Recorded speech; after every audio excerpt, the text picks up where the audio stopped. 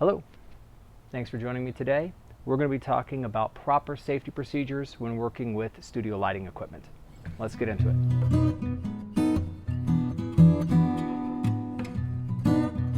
So I've been wanting to get back into teaching studio lighting, light placement, light theory, one light, two light, three light setups for a while, and building off of the 5 Characteristics of Light series that I have that I made about a year ago. But before getting into creatively working with studio lighting, I really wanted to take some time and do a video, that's going to be this one today, on proper safety technique when working with studio lighting equipment. And I also want to do one that's introduction to the basic mechanics and parts and pieces that we use in the studio. So that's going to be coming up here. Today we're going to be talking about proper safety techniques with studio lighting equipment, something that's kind of a serious thing whenever I teach studio lighting to people, that I take time to talk about proper safety technique. As always, everything that we do here is brought to you by Camera Lessons Online. That's we believe something very simple, and that is that the ability and the technique to create beautiful visual imagery is accessible to everybody. That's why we have the videos here, that's why we have the website, that's why we have the free downloads there, the 4-hour introduction to photography course, and of course the books. I encourage you to check them out. So today we're just working with some studio lighting pieces, and I'm going to be talking about proper safety techniques working with standard light stands. Standard light stands are like this one here. That is as opposed to rolling stands and boom arms, which we'll be dealing with in different videos. So right now we're just going to set up a light stand here, and I have this. They come in different heights, they come in different materials, different load-bearing capacities, and 2 major different types of collapsing, what's called spring-loaded and what's called air-cushioned. Every light stand that you ever see me use is going to be air-cushioned. It uses air pressure to slow down the descent of the actual pieces, and that's a safety precaution so that stuff doesn't fly down very quickly. The reason that safety procedure is a very key thing in the studio lighting world is because we put very heavy things up very high, and of course we risk knocking them over or having things fall, and that's something that we need to be cognizant of.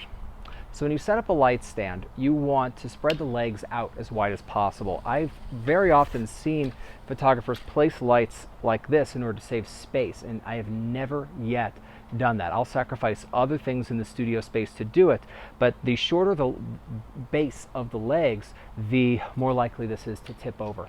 And so you always want to flatten this out as much as possible. Ideally, with these dividers here, you could actually place something flat across 2 of these, and it would touch all 4 points. That would be your ideal. Now when we're working outside, as I am today, or even in the studio if we're moving back and forth a lot, you definitely want to be using a sandbag. Now C-stand legs, which actually come out and then down, are perfect. They're heavier in the base and they accommodate sandbags more easily, but we can still sandbag a standard light stand relatively well, because these tend to be seamed right in the middle so that they fit over a leg, and that's going to weigh this down. I have had light stands pick up and fly and fall over multiple times when working with studio lighting equipment, and that's a very dangerous thing to have happen. Fortunately, I was working with very light flashes, and the worst thing that happened is I broke some flashes, but that could certainly be something that's a bad piece. So this is the strobe that we're working with today. We're going to be working with Profoto B1, but this is the same technique in anything. Now, of course, that's just going to go straight onto our light stand. And the very first thing that we do is tighten down the bolt to make sure that that's tight on top of there. And double check that that's not coming off. It might still rotate a little bit, but it's certainly not going to come off of there, and it's good to check that. Now, the first piece of advice when working with the strobe on the light stand is if we have multiple sections. For instance, this is a 2-sectioned, well, 2 clasps, which is a 3-section light stand.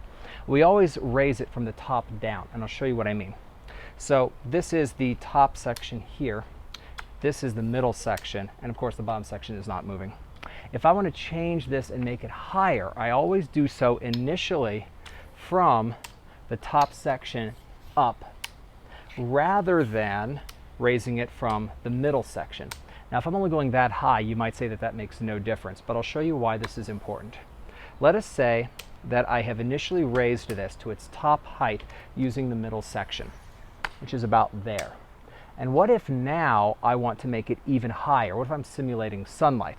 Well, now I've got to grab it from the top here, clasp, and start bringing it up. That is a far less safe way of doing so. Rather, proper technique is to go from this section here up and then raise from the next section down. And if I want to go even taller, if I had a third section, I would raise from that one, going from the top down. Same thing when we reverse this, it's always from the bottom up when I'm reversing, so that I'm controlling the height as I go. So that's going to be a primary thing. This is a 4-sectioned one. I would do the exact same procedure here. Now, I like the clasp locks more than the twisting locks, because these, you've got to really double check that they're nice and tight. And notice that I always have one hand on the section most likely to fall, the one that I'm tightening, as I'm raising and lowering. It's very important that I check that before letting go. And we check our work as we move along. Now, I'm going to work with the back here. This particular unit is a battery operated unit, meaning that I battery charge and then I load the battery into the unit here to operate off of. If you're working with something like a D1 Profoto or perhaps one of the mini strobes that plug into the wall that are out there, then we want to use gaffer's tape to tape down at least sectionally the cable as it runs to the wall. We want a little bit of slack here so that I've got room for the head to maneuver, but once it hits the ground I pull some slack and I tape it down, and I do about every 1.5 to 2 feet, small piece of gaffer's tape along the floor. You want to make sure that's flat, just like running cables in a living room. We put those little rubber pieces over them just to make sure nobody trips over them, because if you trip over the power cable, you're knocking over a whole unit. This is a very heavy thing that could be potentially a very painful situation have happened. Now, when we trigger studio strobes, we do so with one of 2 different mechanisms, optical slave and radio frequency. Optical slave is built into the unit. It's got a receiver that sees another flash firing, and that's great. When you have radio frequency, then there's either radio frequency receiver built into the head, or we use one as a separate device. Now, of course, if the radio frequency system is built in, we don't worry about anything that we attach to the unit itself. So I'll probably have some kind of a transmitter that sits on top of the camera. But if I need to have a receiver that's connected to the unit, this is a Phottix receiver of mine, then we want to make sure that we're actually making sure that it's not hanging by the cable.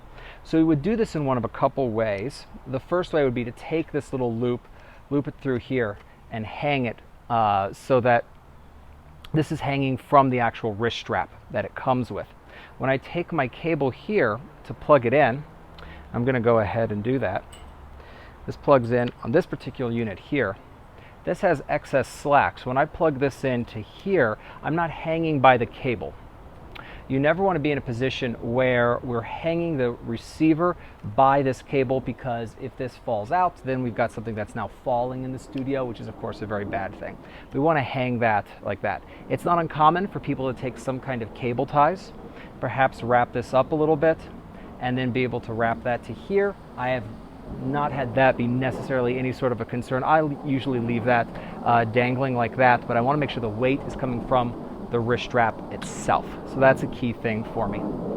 We always charge these guys up before we run them. Now, if you're working with older studio lighting equipment, and this is important, if you're working with older studio lighting equipment that has a battery that's on the ground, oftentimes with those, that was the most dangerous time in studio lighting, where we actually had a charge that we had to dump from those.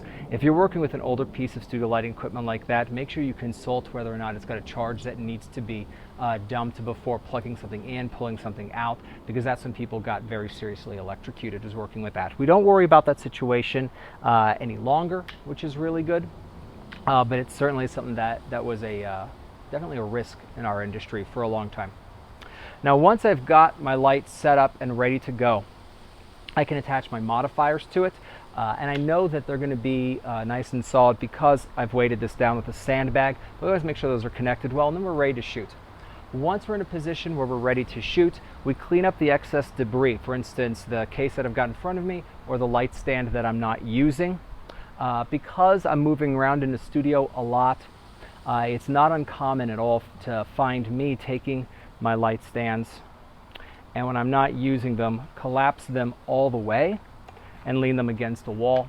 Of course, the goal there being so that they could take up as little space as possible. I will always lean them against a wall rather than laying them on the ground. Again, that's a tripping hazard. Somebody tripping near large studio lighting pieces, it's a rare thing, but it's a potentially very hazardous thing. So we want to make sure that we avoid that. Those are standard procedures for making sure that you have a fun, flexible, and completely safe time working in the studio. And I hope that that's useful as you are setting up equipment and getting started. And thanks a lot for joining me today. Take care. Bye.